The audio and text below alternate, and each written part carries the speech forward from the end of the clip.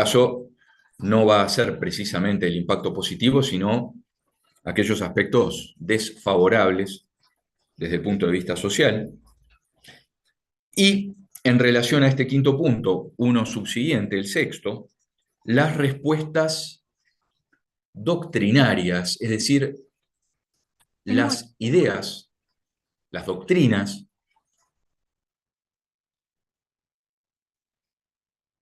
con propuestas de soluciones a los problemas derivados de la revolución industrial, es decir, la respuesta del pensamiento, la respuesta doctrinaria, esto es, el planteo teórico a partir de la problemática social. Y les voy a resumir 6 doctrinas, se las adelanto. 6. En primer lugar, el socialismo utópico. En segundo lugar, el marxismo.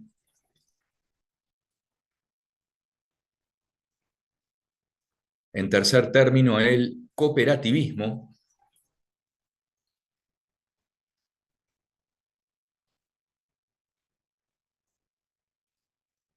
En cuarto lugar, el socialismo reformista.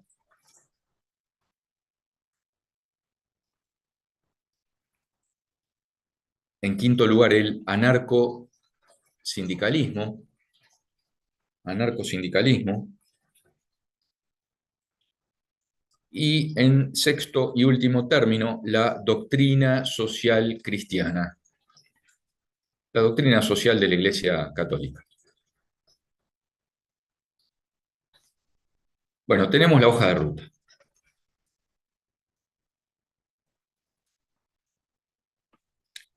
Como introducción al tema, debemos precisar que cuando hablamos de revolución industrial, hacemos referencia a un fenómeno complejo, un fenómeno amplio, que abarca varios desarrollos relacionados entre sí.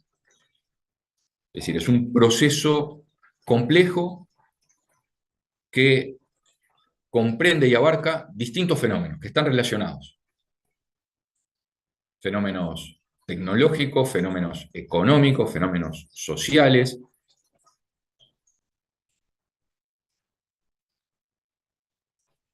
El rasgo principal de la revolución industrial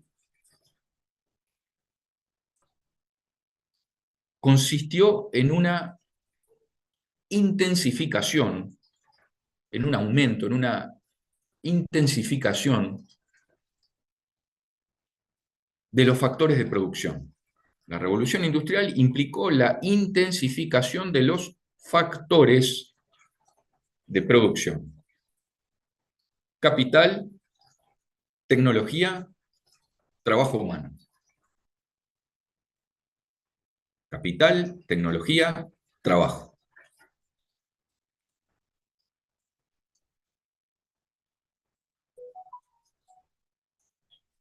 Esta revolución industrial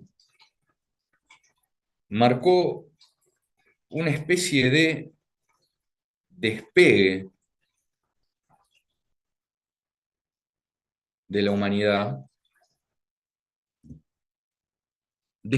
un salto cualitativo, irreversible.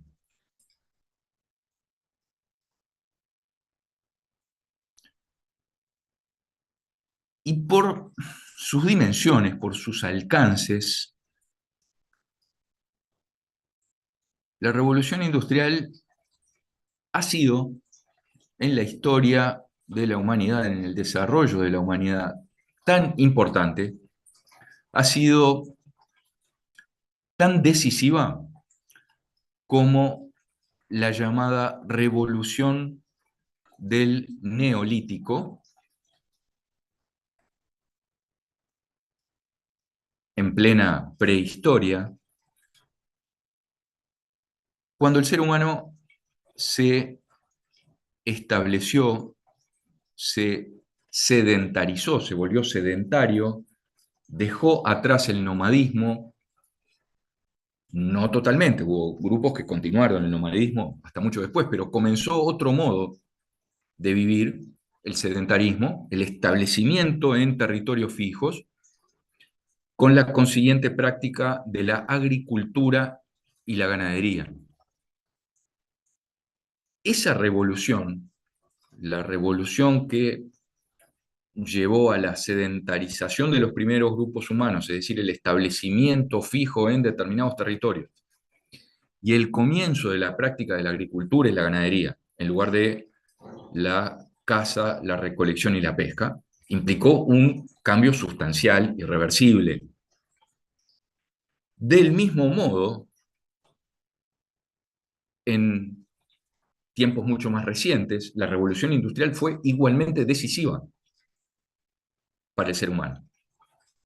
Fue tan importante en su hora, en su momento, en la prehistoria, la sedentarización como en nuestra época, en nuestros tiempos, la revolución industrial. Aclaro, normalmente se habla de dos, por lo menos dos revoluciones industriales, hay quienes hablan muchas más, se animan a hablar hasta de cinco generaciones de la revolución, no me voy a meter en ese tema. Yo voy a hacer referencia a la primera revolución industrial, la de las fábricas tirando humo negro por las chimeneas, las fábricas alimentadas por carbón, es decir, lo que algún autor llamó la Inglaterra negra, la Inglaterra industrial, la Inglaterra de la primera revolución industrial. Y paso entonces al concepto.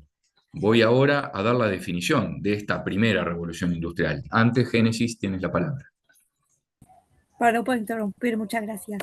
Una pregunta con respecto a estos aspectos de la revolución industrial, estas imágenes históricas que vemos.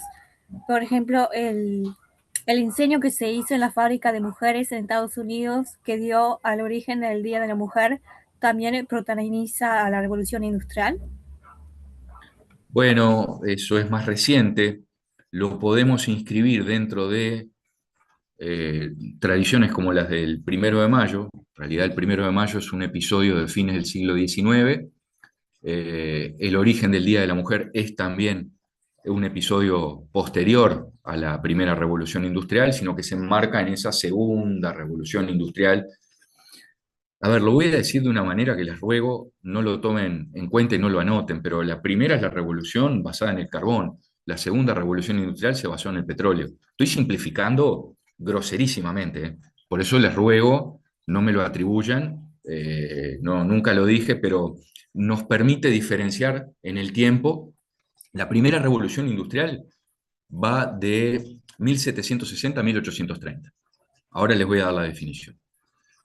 Y la segunda va, digamos que se produjo en la segunda mitad del siglo XIX. Por eso digo, fueron dos olas. ¿Vieron las olas cuando llegan a la orilla? Bueno, viene una primera ola, fue la primera revolución industrial. Pasa un tiempo, viene una segunda ola, la segunda revolución industrial. Después vienen las subsiguientes revoluciones tecnológicas.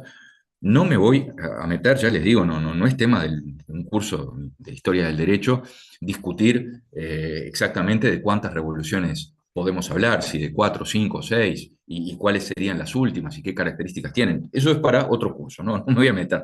No es que ignore el tema, simplemente no concierne a nuestro objeto.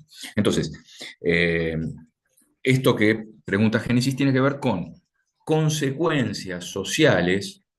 Nosotros vamos a ver las primeras consecuencias sociales de la primera revolución industrial. Y las que tú mencionas sí están relacionadas con el proceso de revolución industrial, pero pertenecen a un escenario posterior y ya fuera del epicentro, que fue Inglaterra. Porque la primera revolución industrial irradió, es decir, se expandió desde Inglaterra al continente, a Francia, a Alemania, más tardíamente a Estados Unidos y mucho más tardíamente a otros países europeos y del resto del mundo. Bueno, nuestro segundo punto, ¿cómo podemos definir a la revolución industrial? Primero, hay que pagar el derecho de autor. El primero que utilizó la expresión revolución industrial fue un gran historiador, Toynbee, lo voy a escribir en el chat, Toynbee, fue el primero que, Toynbee, soy un gran hincha de él, fue el primero que habló de revolución industrial.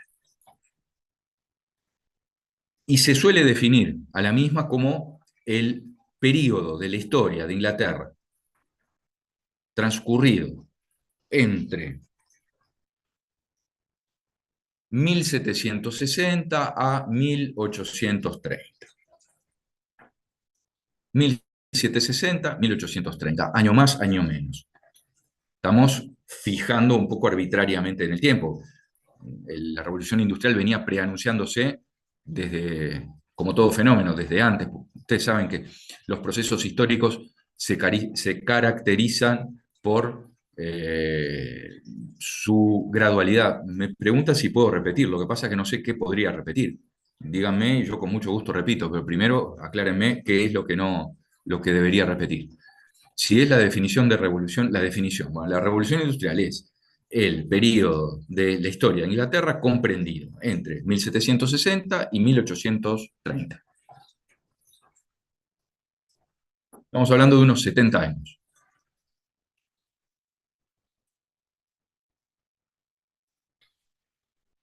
Revolución industrial, hablaba Toynbee. Revolución significa cambio profundo, radical. Radical es en las raíces. Una revolución es por definición, es un cambio profundo, es un cambio rápido.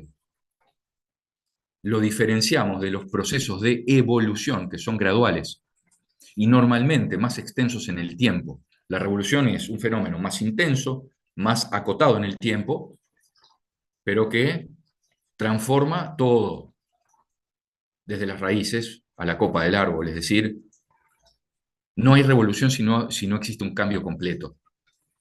Fíjense que las revoluciones de un motor es la vuelta completa de una pieza que se llama cigüeñal o de un eje, si es un motor eléctrico, me voy a ir por las ramas, pero es una vuelta completa, es un giro completo. Una revolución es un giro completo. Entonces, cuando en el auto ven RPM, revoluciones por minutos, es la cantidad de vueltas que se produce en una pieza clave del motor, una pieza giratoria que se transforma luego en el movimiento de las ruedas. La revolución es un cambio de 360 grados, es un giro completo. Es un giro completo. Por favor, no digan ustedes, como hizo tristemente un gobernante de la época de facto, que dijo que Uruguay había tenido un cambio de 360 grados. Supongo que habrá querido decir un cambio de 180 grados. Pues si tuvo un cambio de 360 grados, volvimos al punto inicial. Se le atribuye a ese mismo gobernante, y esto ya no estoy tan seguro. Lo de los 360 grados, sí, Uruguay dio un giro de 360 grados, sí, quedó para la historia, para la historia, para las anécdotas graciosas de la política, graciosas si no fueran un periodo trágico. Se le atribuye a ese mismo fenómeno haber dicho, estábamos al borde del precipicio y dimos un paso adelante. Yo no sé si es verdad o no esta segunda, no sé si es el ingenio popular o fue la burrada de este señor, pero quiero decir que cuando hablamos, si se trata de una persona que da un giro de 360 grados, giró sobre sí mismo y no cambió nada. Ahora, una revolución es un cambio completo, y ese sí es un giro de 360 grados, porque las revoluciones implican que se da vuelta todo, cambia, y normalmente en un lapso breve, en un periodo de tiempo breve. Entonces, la revolución refiere al carácter radical y rápido, y luego la designación industrial nos permite diferenciar esta revolución industrial de la revolución del Paleolítico, que fue una revolución en la agricultura. Entonces, la rama de la economía protagonista de esta transformación revolucionaria fue la industria. De allí que Toynbee haya acertado en el concepto de revolución industrial. Y si tuviéramos que resumir sus características, voy a señalar 9. Como siempre digo, esto es un poco arbitrario porque podrían ser 10, podrían ser 12, son las más importantes. En primer lugar, la revolución industrial produjo la sustitución del trabajo manual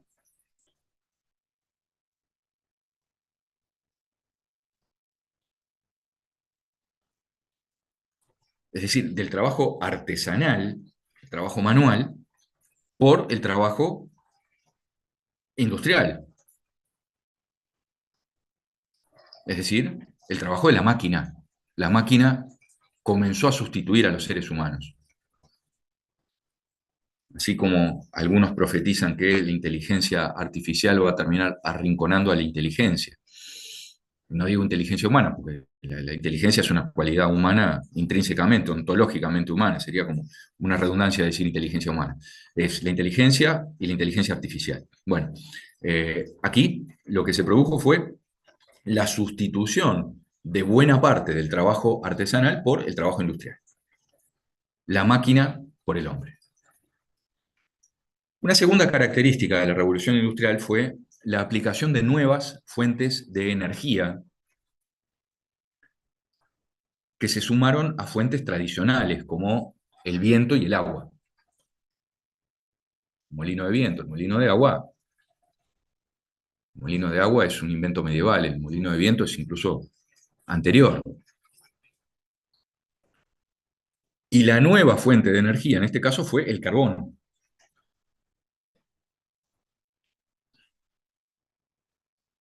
Pues yo les decía, ¿no? De la Inglaterra verde a la Inglaterra negra. Negra por el humo de las chimeneas, el humo negro, contaminante, hipercontaminante del carbón. Una tercera característica de la revolución industrial fue la aparición de una división social del trabajo, la aparición de una nueva división social del trabajo entre los dueños de las fábricas, los burgueses, y los obreros. Dueños de fábrica, obreros de fábrica. Antes eran los terratenientes y los campesinos, el eje de la división social. Génesis pide la palabra, adelante. Muchas gracias. Desde el momento que dijo Inglaterra verde a Inglaterra negra, se le trancó el Zoom y no sé qué le dijo. Perdón. No, digamos que es una expresión gráfica de la Inglaterra negra como una referencia a las fábricas, las chimeneas, el humo del carbón.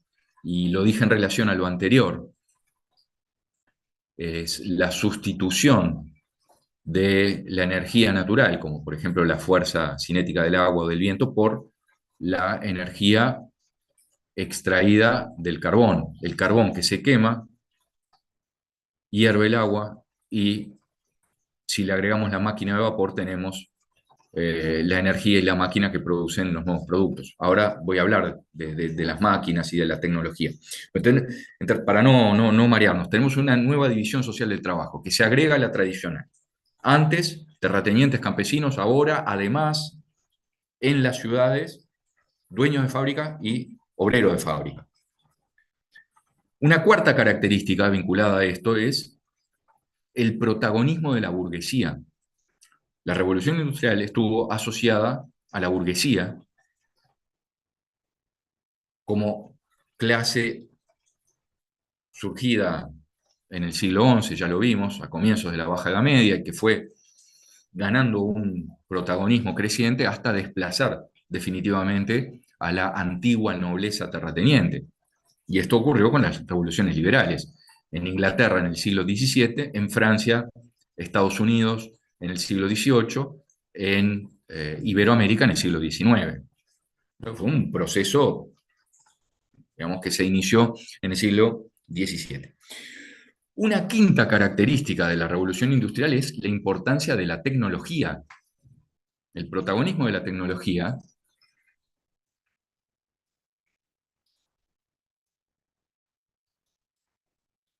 Y esta tecnología estuvo asociada a una nueva forma de pensar, a un modelo científico del mundo. La importancia de la tecnología, el protagonismo de la tecnología, y este desarrollo tecnológico no fue una casualidad, sino que fue el resultado de una mentalidad cientificista, racionalista.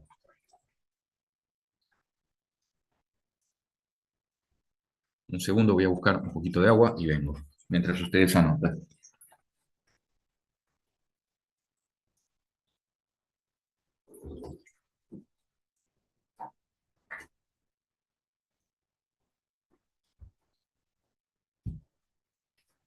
Entonces,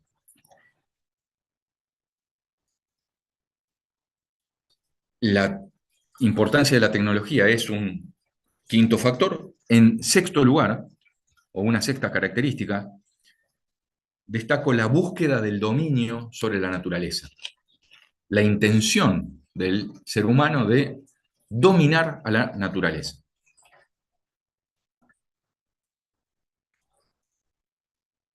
Ya les hablé, en la clase sobre mundo moderno, les hablé de Descartes y de Bacon. Y cuando hablé de Bacon, les recordé un aforismo de él que es: el saber es poder. ¿Se acuerdan de eso? Y además ustedes lo conocen, saben muy bien que quien tiene el conocimiento tiene el poder. Originariamente Bacon lo dijo en relación al dominio de la naturaleza. El saber es poder. Bacon lo razonó pensando en el control de la naturaleza, de las fuerzas de la naturaleza para ponerlas al servicio del ser humano. Y en definitiva, la máquina de vapor es una aplicación de este principio. Hacer hervir el agua, el vapor mueve la máquina y en definitiva, desde el recurso natural al producto industrializado, lo que hay es un empleo, una utilización de recursos naturales, a los que se le agrega naturalmente la tecnología. Entonces, la búsqueda del dominio sobre la naturaleza. En séptimo lugar, una séptima característica, tenemos el aumento de la población, tendencia que venía de antes, especialmente en Europa Occidental.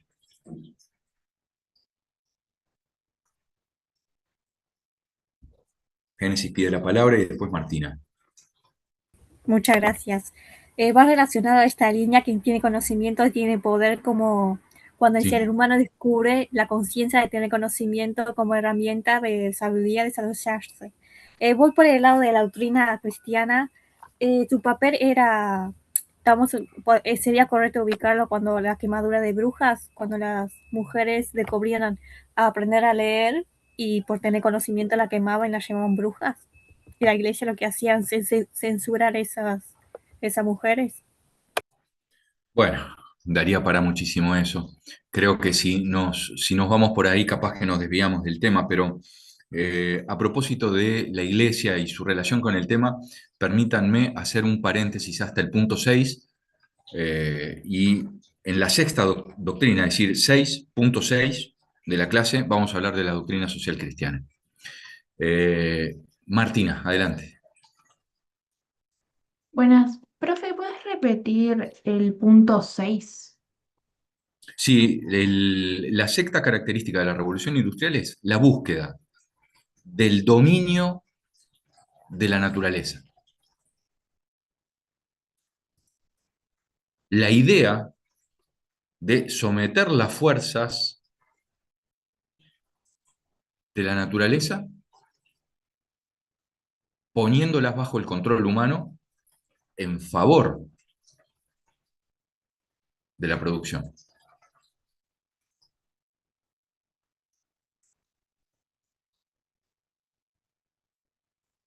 Ese es el sexto. El séptimo fue el aumento demográfico, especialmente en Europa Occidental. El 8.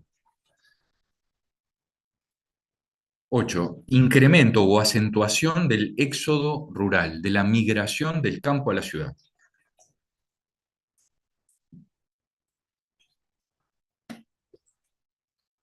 La gente empezó a irse del campo a las ciudades en la época antigua, en Grecia, en Roma.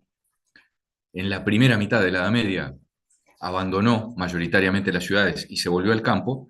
En la época moderna comenzó este proceso de éxodo rural o migración del campo a la ciudad, que continúa hasta hoy.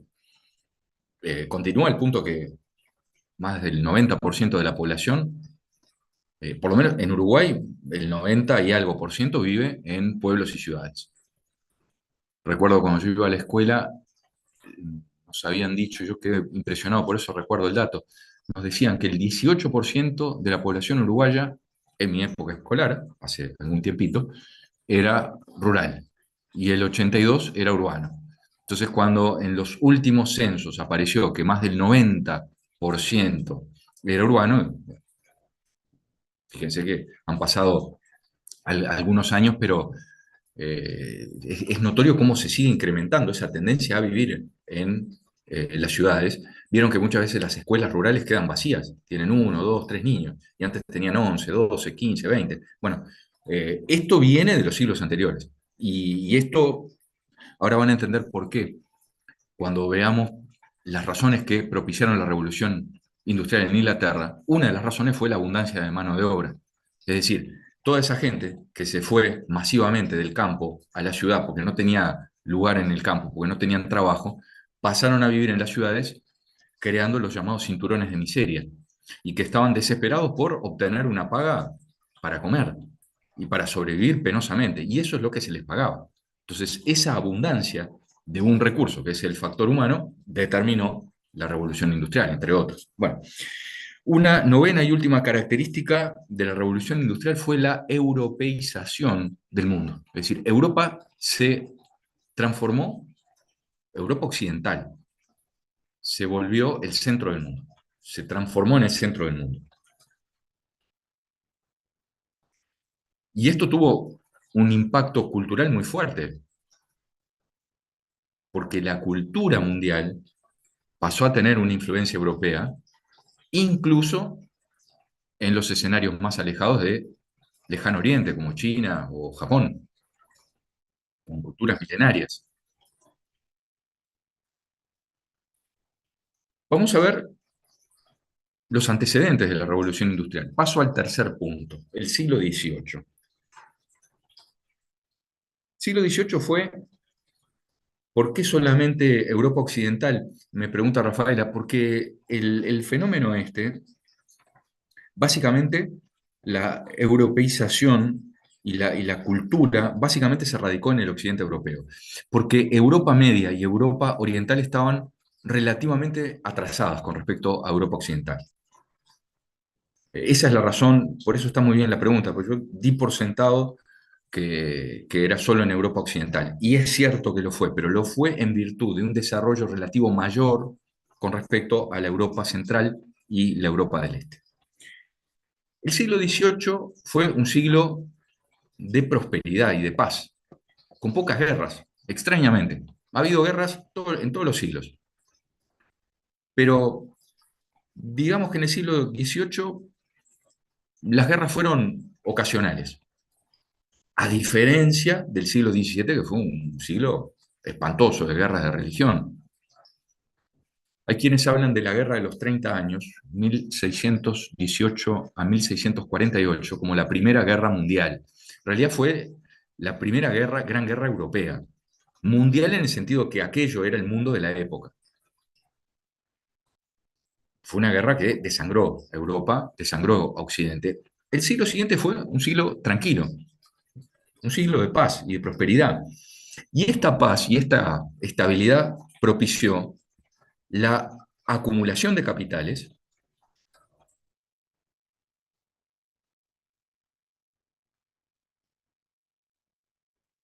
el avance tecnológico, por un lado capitales, por otro lado avance tecnológico, y el aumento de población. Y fíjense, estamos combinando los tres factores, capital, tecnología y trabajo. No es casualidad que la abundancia de esos tres recursos, capital, tecnología y trabajo, confluyera en lo que luego fue la revolución industrial. Súmenle, además, en el caso de Europa, a las rapiñas, es decir, la extracción de recursos rapiñados al Nuevo Mundo. El flujo constante de los metales preciosos y toda la extracción sostenida, el saqueo sostenido de las Américas y de África y parte de Asia. Es decir, se produjo toda una afluencia de recursos que motivó la riqueza en Europa Occidental. Y vuelvo a lo mismo, esto fue un fenómeno europeo occidental y no tanto europeo del este.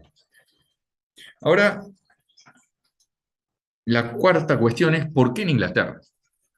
Ya tenemos un panorama breve de lo que fue el siglo XVIII como un siglo de paz, de prosperidad y de acumulación de capitales, de tecnología y aumento de la población. ¿Por qué se produjo la revolución industrial en Inglaterra? Tenemos 10 razones, por lo menos 10 razones. La primera razón que voy a citar es el marco jurídico. La legislación inglesa protegía la propiedad privada y facilitaba la constitución de sociedades anónimas, de grandes sociedades de capital. Protección de la propiedad y fomento de la acumulación de capital, con el marco jurídico adecuado.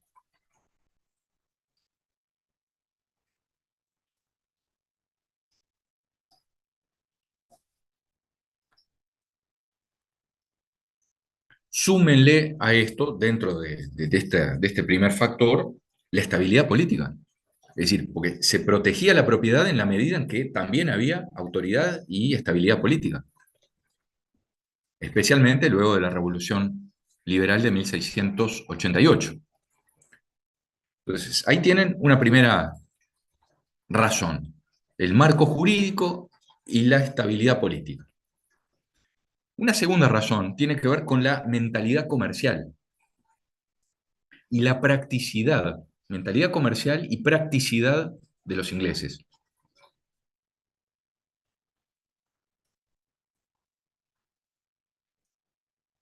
Los ingleses, como en su época los romanos, la Revolución Liberal 1688.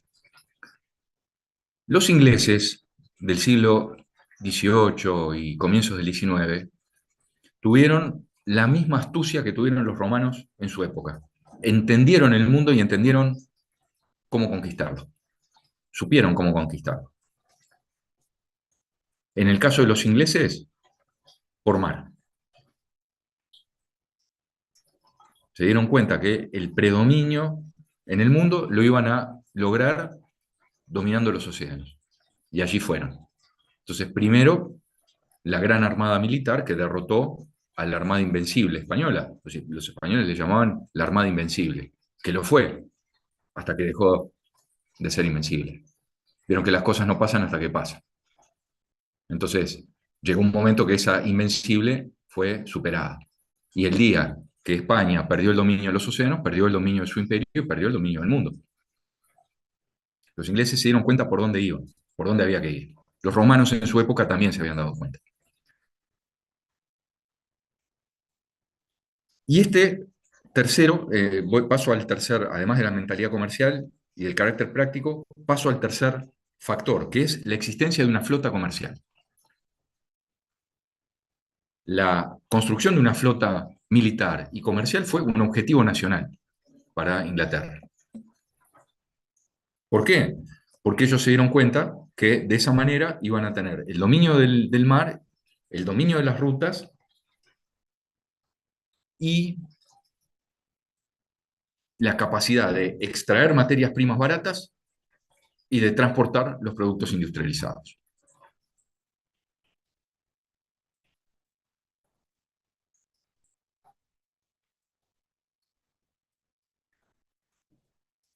Así que la flota inglesa fue decisiva, la construcción de una flota militar y comercial. Un cuarto aspecto, una cuarta razón, fue la abundancia de mano de obra. Los campesinos miserables que no tenían trabajo en el campo y que se mudaban a las ciudades, el éxodo rural, generando abundancia de mano de obra hambrienta, dispuesta a trabajar por salarios miserables. Ailish, pide la palabra, adelante. Sí, del punto 3, o sea, el anterior, es la Sí, existencia de una tropa que era... la construcción, mira, Ailish, es la construcción de una flota nacional inglesa. La construcción de una flota inglesa, militar y comercial.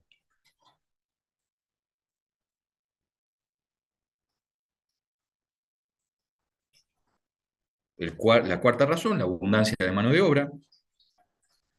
Un quinto factor, un quinto elemento fue el imperio colonial, la posesión de un imperio colonial, que le daba materias primas baratas y mercados para colocar los productos.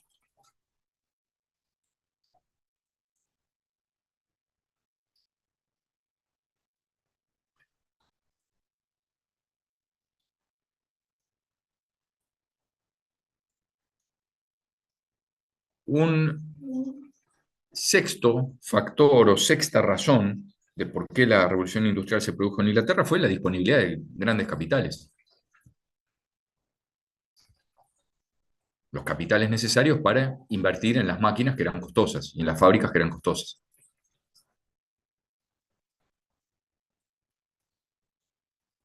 7, sumémosle a esto la disponibilidad de recursos naturales, en particular los dos claves, carbón y hierro.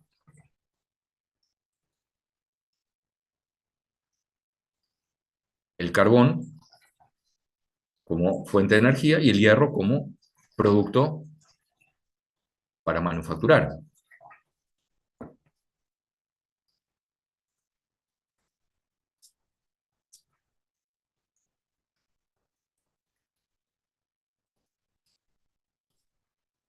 En octavo lugar, mencionamos la capacidad de innovación tecnológica.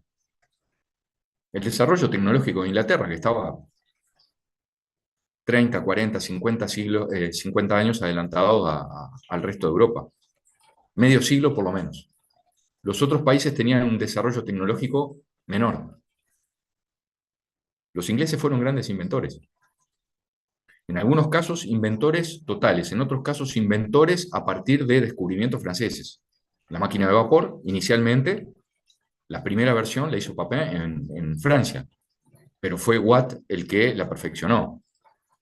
Bueno, Rafaela pregunta, tenía bastante lana también, y bueno, la lana, no solo el hierro, la lana también, para la industria textil, venía tanto de las colonias como de la propia Inglaterra. Sí, está correcto, es una buena observación. Así que, en octavo lugar, la capacidad de innovación tecnológica que situaba a Inglaterra 30, 40, 50 años por delante de sus rivales.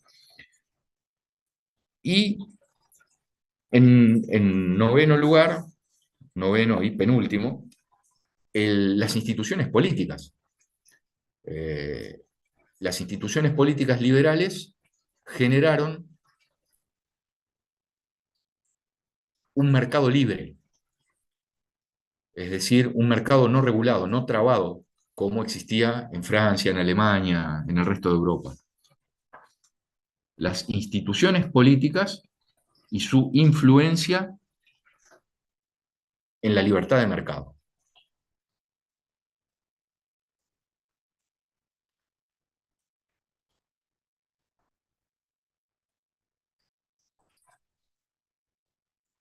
Y en décimo y último lugar, lo mencioné, pero lo quiero decir específicamente, las invenciones de los científicos ingleses, los descubrimientos y las invenciones de los científicos ingleses.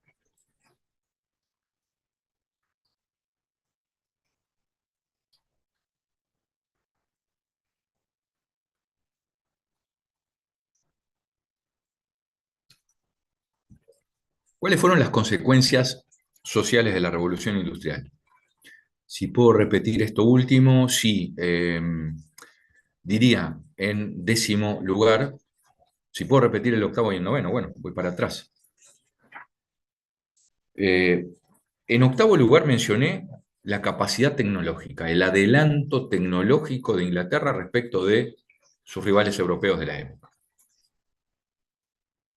En noveno lugar mencioné la libertad de mercado, producto de las instituciones políticas, la libertad de mercado. Y en décimo lugar mencioné las invenciones, es decir, la innovación, la invención fue una tarea básicamente inglesa. En algunos casos, a partir de conocimientos extraídos de otros países, pero fue básicamente inglesa. ¿Cuáles fueron las consecuencias de la revolución industrial? A comienzo del siglo XIX, allá por 1800, 1810, era inocultable, era evidente un gravísimo problema social derivado de esta revolución industrial.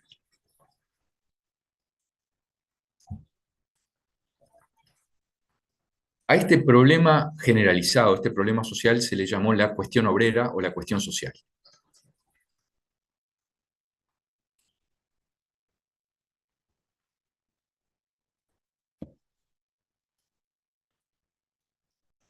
Esta cuestión social incluía la explotación extrema, con jornadas de 18, 19 y hasta 20 horas de trabajo. Era la explotación al límite de la sobrevivencia, incluyendo el trabajo infantil. Recuerden, en las minas de carbón, cuando los túneles se hacían estrechos, los que llegaban hasta ese lugar eran los niños, por ser más pequeños. Y como no había un sistema de seguridad social, la gente trabajaba hasta que se moría. Entonces, lo primero fue la explotación extrema. En segundo lugar, era evidente también esta problemática, esta cuestión social, en los llamados barrios obreros. Los barrios obreros eran caseríos en las afueras de las ciudades industriales, como dijo un historiador, las peores casas en los peores lugares, en los terrenos inundables, en los terrenos que eran inservibles para otra cosa. Y eran caseríos miserables, sin puertas, sin ventanas.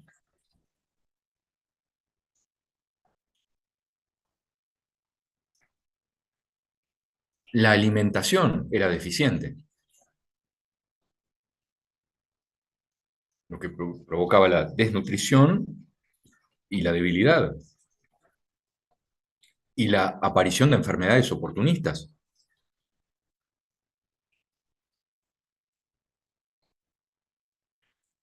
Las condiciones de trabajo eran insalubres y peligrosas. Las máquinas eran peligrosas, causaban accidentes,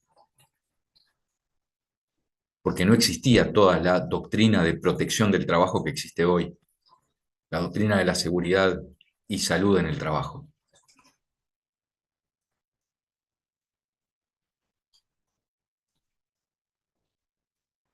En esos barrios obreros no había saneamiento. Imagínense entonces las aguas servidas, que eran el caldo de cultivo para enfermedades epidémicas.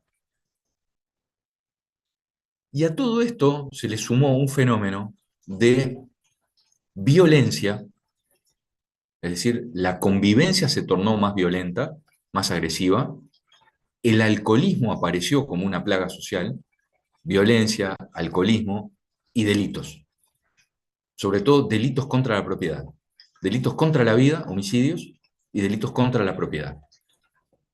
Es decir, la criminalidad aumentó exponencialmente.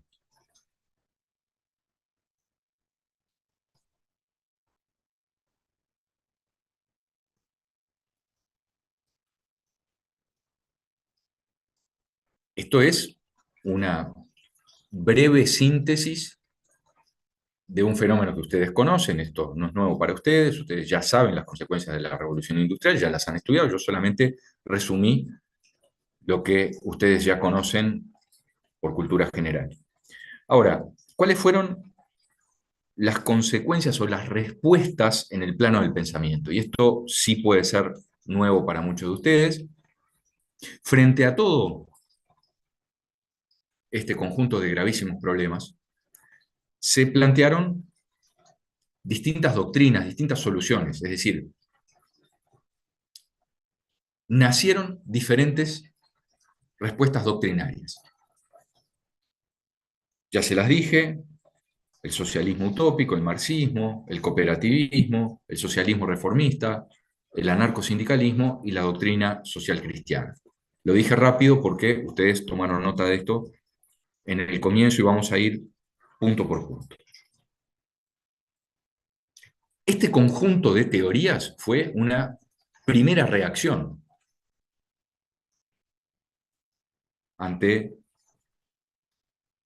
la miseria causada por la revolución industrial.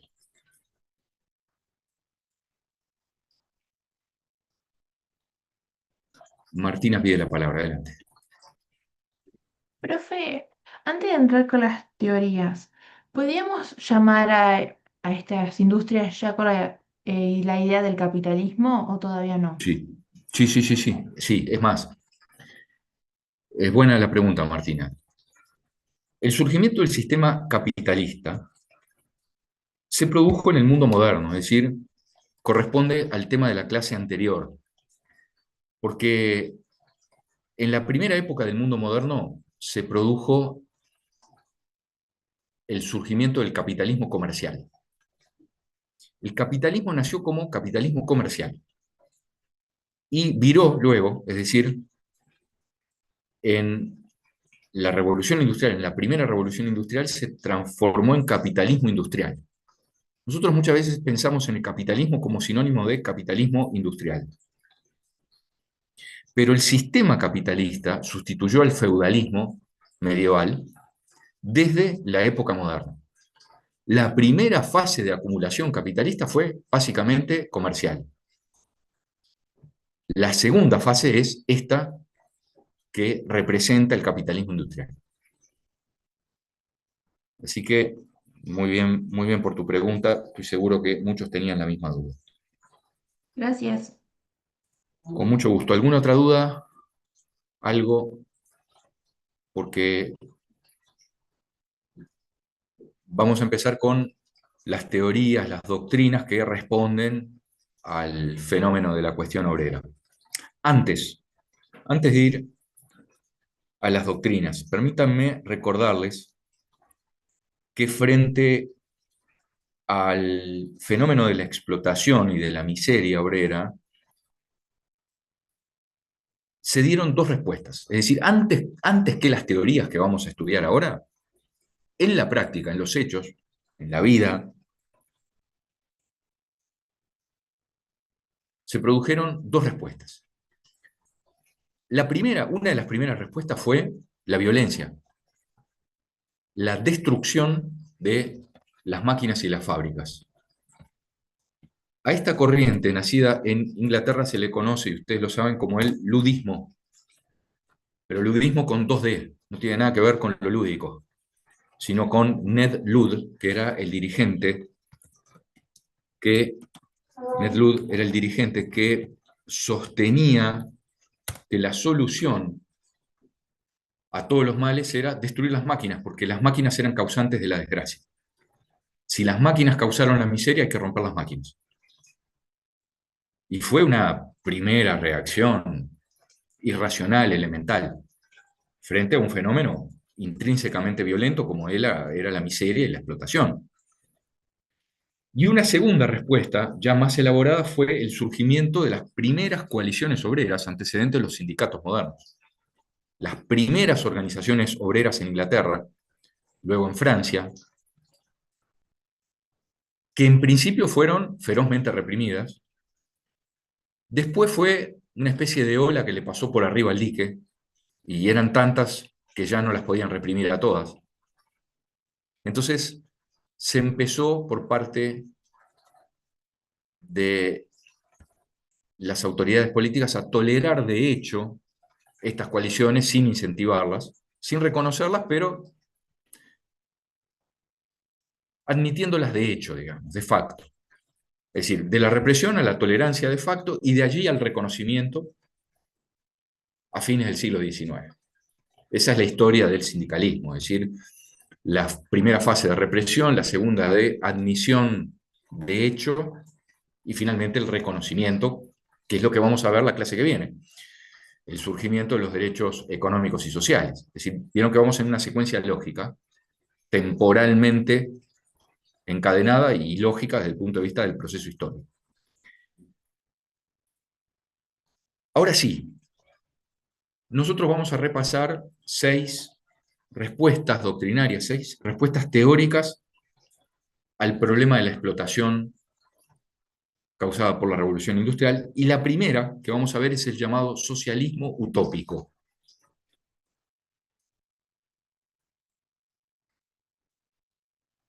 El socialismo utópico es una corriente de pensamiento que deriva de la doctrina de la utopía de Tomás Moro, que ya estudiamos la clase anterior.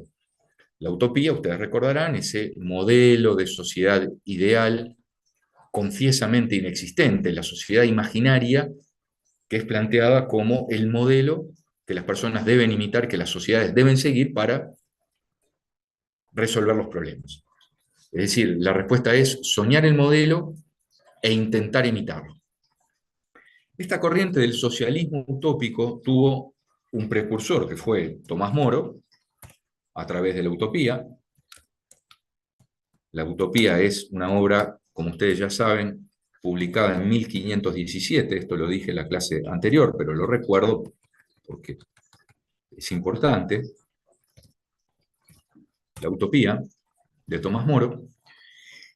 El socialismo utópico tuvo tres grandes nombres, tres referentes. Uno, un inglés llamado Owen, recuérdenlo, y dos franceses, el conde de Saint-Simon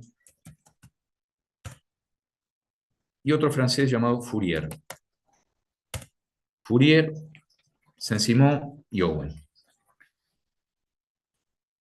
El que llegó más lejos de todos estos fue Owen, que llegó a construir una comunidad llamada New Lanark, en Escocia, que era una especie de colonia modelo, donde se le pagaba bien a los obreros, había escuelas, había servicios médicos, la jornada estaba limitada, es decir, era una especie como de isla ideal. Los socialistas utópicos partían de la base optimista, ingenuamente optimista, que los buenos ejemplos iban a cundir y que si se demostraba a través de la construcción de una sociedad justa en determinadas comunidades que era posible vivir de otra manera, por la propia racionalidad humana, en todos los demás lugares se iba a imitar ese modelo. Y ahí es donde empieza la ingenuidad de pensar que los ricos iban a renunciar a sus fortunas para compartirlas con los explotados. Hay un autor, un mexicano muy bueno, Montenegro se llama, tiene un libro que se llama Introducción a las teorías económico-políticas, un libro chiquito, es una maravilla. Mi padre lo tenía en casa, me lo prestó, me lo dio a los 15 años para que me iniciara en la lectura de las doctrinas económico-políticas, ¿no? Y pasó de manos de mi hermana, a mi hermano, y después a mí. Bueno, ese libro, si lo pueden encontrar, está citado en la bibliografía del curso de Historia del Derecho de Montenegro, de Breviarios del Fondo de Cultura Económica de México, tiene una descripción de las distintas teorías. Y en un pasaje, Montenegro dice que el socialismo utópico era bellamente ingenuo, porque partía de la idea de que con el buen ejemplo se iban a solucionar los problemas más dramáticos. Bueno, naturalmente que esto no pasó de unas pocas comunidades. Y ahí entonces surgió una segunda corriente, totalmente opuesta, que es el marxismo. El marxismo parte de la premisa opuesta del socialismo utópico. El socialismo utópico piensa en la colaboración entre los seres humanos. El marxismo parte de la lucha de clases como motor de la historia. El marxismo ve en el Estado burgués un instrumento de opresión y por lo tanto propone la revolución proletaria como mecanismo para derribar el Estado burgués y al cabo de una etapa transitoria que Marx y Engels nunca llegaron a determinar de qué tiempo sería, llamada la dictadura del proletariado, se llegaría a la sociedad justa, igualitaria. Nunca lo sabremos, porque la dictadura esa del proletariado duró de 1917 a 1989 y ese mundo se cayó. Se cayó, salvo en 2 o 3 estados, como Corea del Norte y alguno más, pero digamos que en Corea del Norte no es la dictadura del proletariado, es la dictadura de una familia. Ya de aquella doctrina no queda nada, ¿no? Si la doctrina no era muy buena, la práctica ha sido un poco peor que la doctrina. Disculpen por esta libertad de opinión que me he tomado, pero el marxismo parte de la tesis opuesta al socialismo utópico en el sentido que lo que genera el movimiento histórico es la lucha de clases. La revolución obrera es un hecho inevitable, predice Marx y sostiene Engels, según ellos, iba a ocurrir en Inglaterra. Raramente ocurrió en la Rusia zarista, un país periférico, atrasado.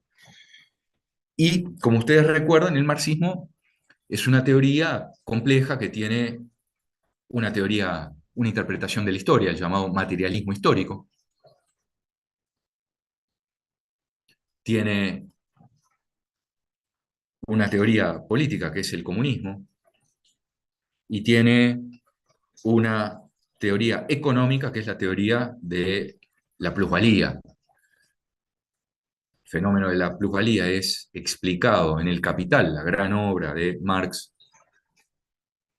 Digo gran obra en el sentido que es una de las obras pesadas en la historia de las ideas, se esté de acuerdo o no. Son pocos los que han leído El Capital de punta a punta. Confieso que yo no he leído algún capítulo, no todo el libro, son 2.500 páginas, ¿no? Perdón, profesor, la interrupción. Eh, ¿Podés repetir nuevamente las tres teorías de lo que conforma el marxismo, la teoría compleja del marxismo, por favor? Sí, el marxismo comprende una interpretación de la historia, el materialismo histórico, o materialismo dialéctico. A su vez, comprende una teoría política, que es el comunismo, de la sociedad a la cual se llegaría a través de la dictadura del proletariado, y a esto le agrega una teoría económica, que es la teoría de la plusvalía, que explica la explotación obrera. Según Marx, la plusvalía es la diferencia entre el valor de sobrevivencia, de subsistencia del salario y el valor de venta del producto.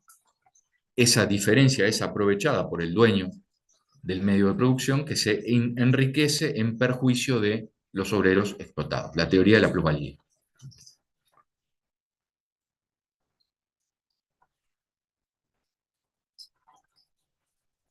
Marx denominaba a su teoría socialismo científico. Él le llamaba socialismo científico. Vamos a ver cómo otras corrientes niegan el carácter científico del marxismo, que es una teoría histórica, política y económica. De allí a que sea científica, los marxistas sostienen el carácter científico de la teoría. Recuerden que cuando la realidad falsa, es decir, cuando se produce lo que en epistemología se llama la falsación, es decir, cuando no se verifica el modelo, la teoría cae. Es decir, que caído el mundo soviético, marxista-leninista, diría que buena parte de la teoría, por lo menos la teoría política, si era científica, de científico no tendría mucho.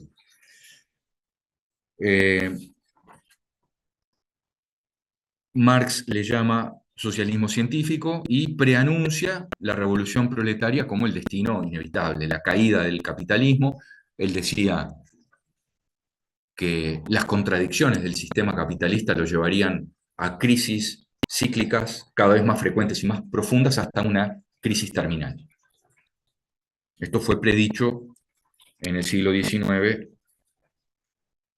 Es verdad que el capitalismo tiene crisis cíclicas, pero hasta ahora no hay un modo de producción alternativo, por lo menos a comienzos del siglo XXI. Una tercera corriente es el cooperativismo. El cooperativismo, tal como lo conocen ustedes, con los dos pinitos verdes. La primera cooperativa se fundó en 1844 en Inglaterra.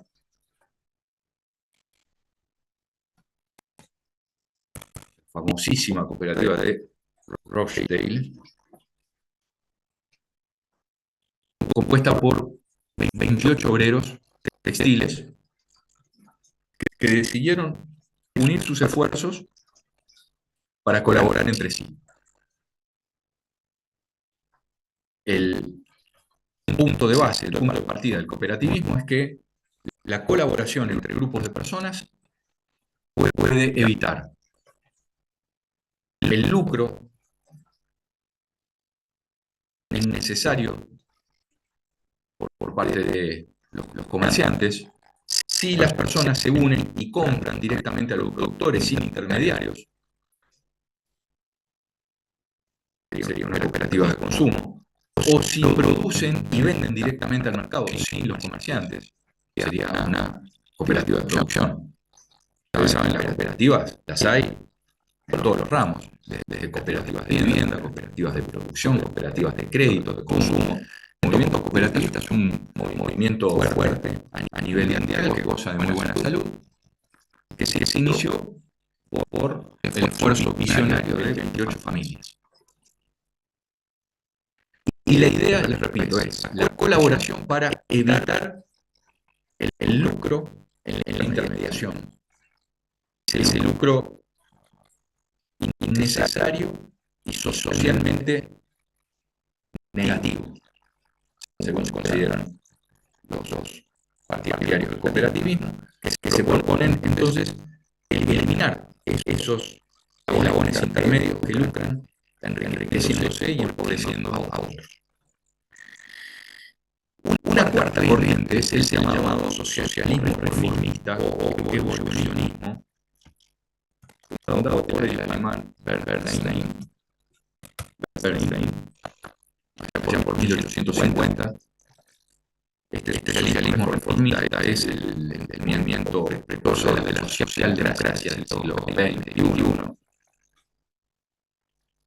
Se le llama socialismo evolutivo que propone, en lugar de la revolución, la reforma del capitalismo, la reforma gradual del capitalismo.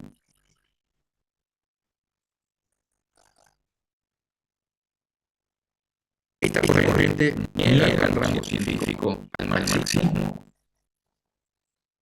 y en particular niega la teoría del determinismo económico.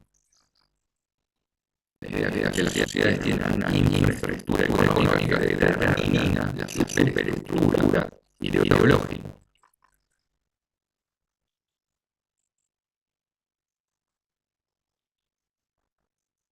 Y la idea principal del socialismo reformista o del evolucionismo no es la destrucción del capitalismo, sino su reforma, su mejora, atenuando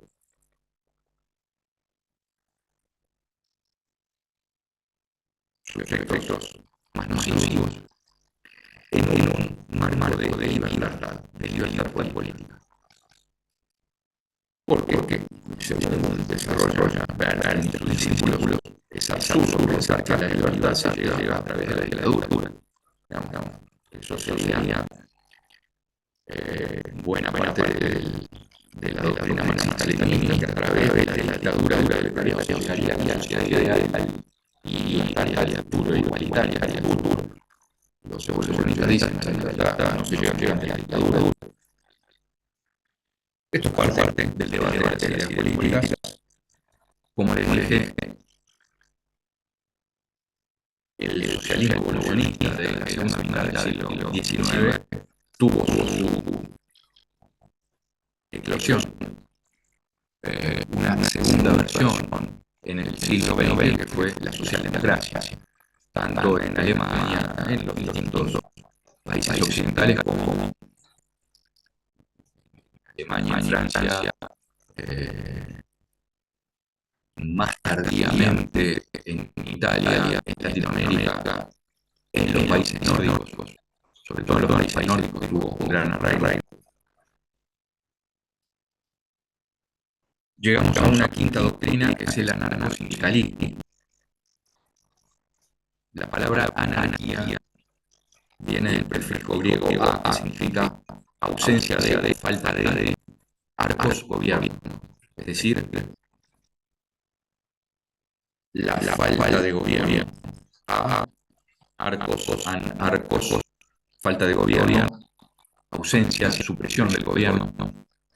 Según esta doctrina, el Estado burgués es el origen de todos los males, por lo tanto hay que destruirlo. Y proponen los anarquistas la sustitución del Estado por pequeñas comunidades autogestionadas. El pasaje se haría en forma violenta y revolucionaria por la vía armada, a diferencia del marxismo, que sostiene la necesidad de la dictadura del proletariado como una etapa intermedia.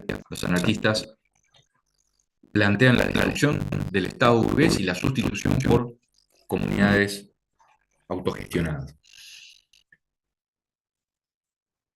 Es decir, los medios serían los mismos, la violencia revolucionaria, la acción revolucionaria violenta, pero el camino sería distinto, la propuesta es diferente en cuanto uno implica la dictadura del proletariado y el anarcosindicalismo no admite esa etapa intermedia, sino que lisa y llanamente plantea la sustitución del Estado, la eliminación del Estado y la sustitución por un modelo autogestionario. Esta corriente tuvo arraigo en Italia, en España, en Estados Unidos, más tardíamente en Latinoamérica. En el caso de Uruguay hay algunos anarquistas llegados a comienzos del siglo XX que fundaron algunos sindicatos.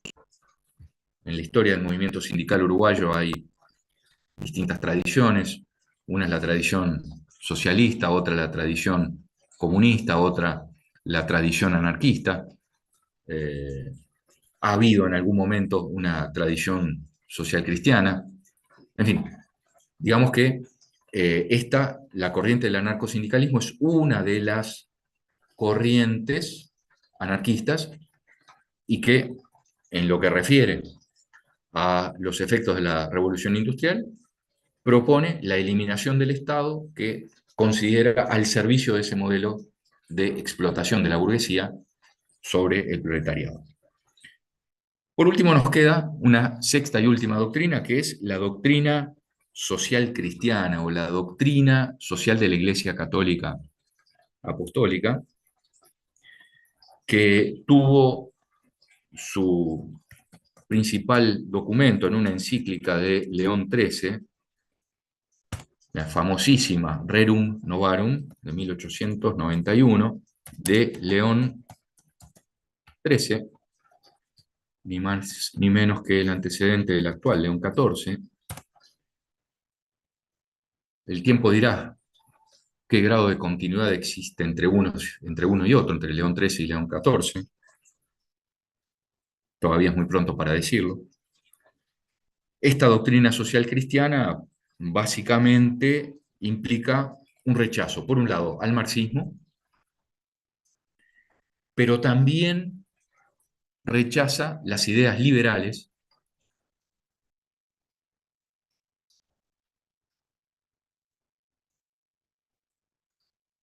porque consideran que el liberalismo termina siendo funcional a la explotación.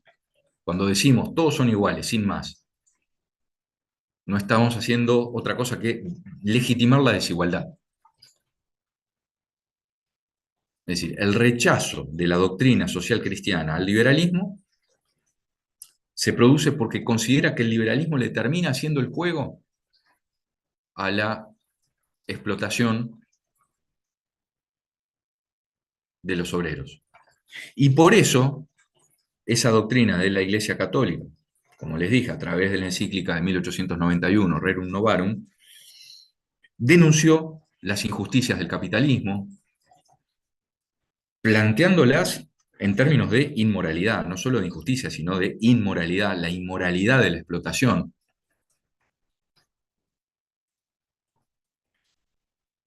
Y esta doctrina reivindica la igualdad entre los seres humanos y la justicia social como la gran meta.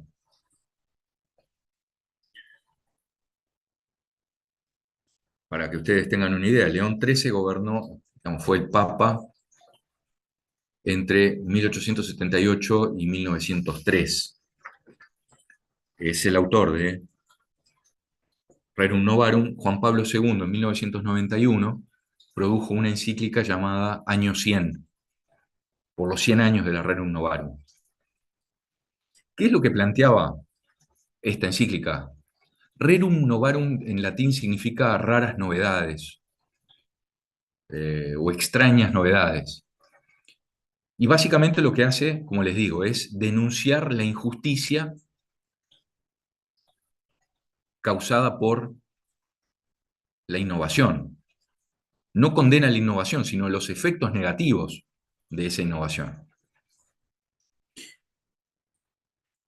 Y en trazos gruesos, muy gruesos, yo diría que la encíclica esta de 1891 plantea 4 grandes ideas.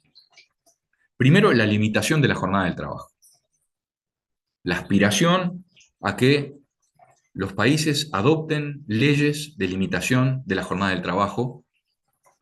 Todo esto, ustedes ya saben, viene de la vieja utopía de 1517 de Tomás Moro, que fue el primero al que se le ocurrió decir, si el día tiene 24 horas, como ya les dije en la clase anterior, 8 horas para el trabajo y no más, 8 horas para la familia, la educación y la recreación, y 8 horas para descansar. Bueno, lo primero en esta encíclica es la reivindicación de la limitación de la jornada laboral. Una segunda idea muy fuerte, muy importante, es la libertad de asociación. Es decir, reconocerle a los obreros el derecho a formar sindicatos. Lo que todavía no era aceptado. Era tolerado, pero no aceptado. Y no es lo mismo tolerar que aceptar y garantizar.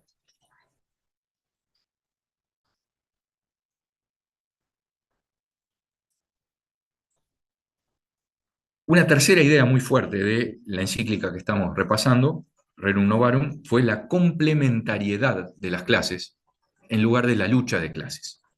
Y en esto se opone frontalmente a la teoría marxista.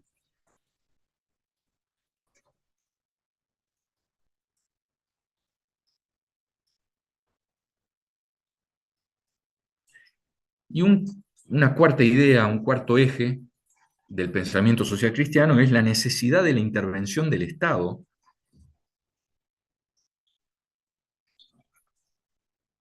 para la protección social. Y aquí esto, naturalmente, que implica una condena al liberalismo, a la visión liberal del Estado juez y gendarme.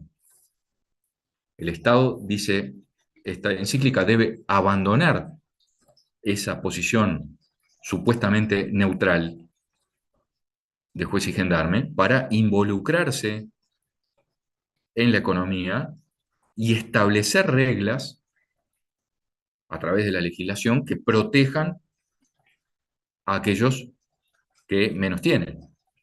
El Estado no puede ser prescindente, no puede ser neutral, no puede abstenerse, es un actor central, dice. Y es un actor en particular. La tercera idea es la complementariedad de clases, en lugar de la lucha de clases.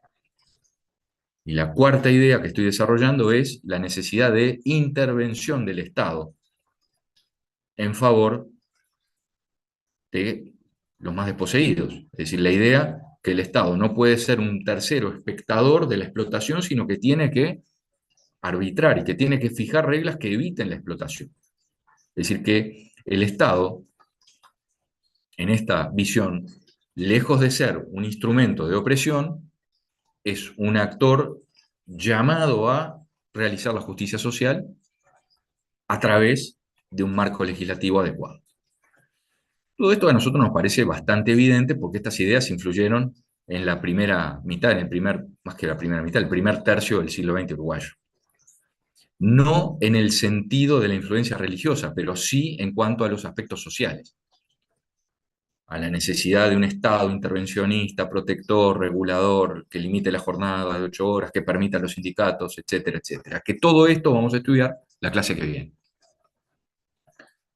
Bueno, si no hay dudas o preguntas, ahí entran los derechos sociales de segunda generación. Bueno, sí, eso después veremos las generaciones de derechos humanos, ustedes lo van a estudiar con más detenimiento en la materia o ya lo habrán estudiado, pero efectivamente existen unos primeros derechos, una primera generación de derechos civiles y políticos, unos derechos de, digamos, de limitación del Estado, que le imponen al Estado una esfera de no intervención individual, es decir, el respeto de la esfera individual, y una segunda generación que convoca al Estado no solo a abstenerse de reprimir o de intervenir en la esfera individual, en la libertad individual, sino a hacer. No solamente debe proteger la igualdad, sino que debe construirla y reforzarla a través de su intervención. Bueno, esto es lo que vamos a ver la clase que viene. Y me dicen que sí, que efectivamente ya lo vieron, por lo tanto, lo que vamos a ver en la clase que viene les va a resultar familiar en el sentido que ustedes van a conectar el concepto teórico de derechos de segunda generación con el surgimiento de los derechos económicos y sociales y la legislación protectora del trabajo en Uruguay. Porque vamos a ver en general las grandes constituciones, la Constitución mexicana de 1917, la malograda Constitución alemana de 1919, nuestra Constitución de 1934 como modelos de constitucionalismo social. Y vamos a ver también el conjunto de las leyes principales que plasmaron estas ideas de protección del trabajo. Bueno, gente, llegamos a el final de nuestra penúltima clase, nos queda una que será dentro de una semana. Les agradezco la atención, que tengan muy buena semana. Gracias por la Muchas atención. gracias. Gracias, Chau, chau. profe, nos vemos. Chau, chau. Nos Gracias. vemos.